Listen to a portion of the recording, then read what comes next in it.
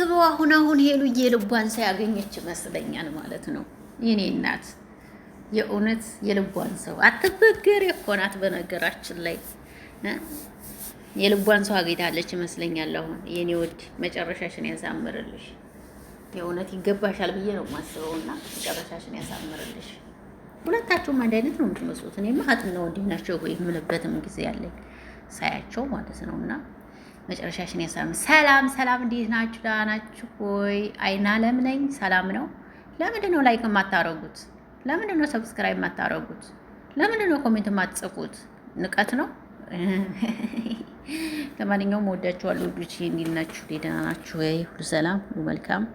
ከኔ ሰላም አለው፣ ደህና ነኝ። አሁንም በድጋሚ ብንሄዱ መጥቻለሁ። እኔ በጣም በቃ የሆነ ደስ ይሉኛል ማለት ነው። እና እኔ ደግሞ የእሱ እርጋታ እርግት ያለ እኮ ነው። እስማ የሆነ በቃ ገባችሁ? ሴት ልጅ ና ብዙ ጊዜ ደርባባ የምትባለው ግን የወንድም ደርባባ አለ። እና ኢዛና በጣም የወንድ ደርባባ እርግት ያለ አነጋገር ጀምሮ ስርዓት ያለው ልጅ ነው በኢየሱስ። እና ፈጣሪ ሲወዳችሁ እንዲህ አይነት ሰው ያድላችኋል። እሱም አድሎታል፣ እሷንም አድሏታል ነው የምለው እኔ እውነት ለመናገር ሁለቱም፣ እሱም አድሎታል፣ እሷንም አድሏታል ነው የምለው። እና እግዚአብሔር መጨረሻቸውን ያሳምርላቸው ነው የኔ ጸሎት። ሌላ ምንም አይደለም።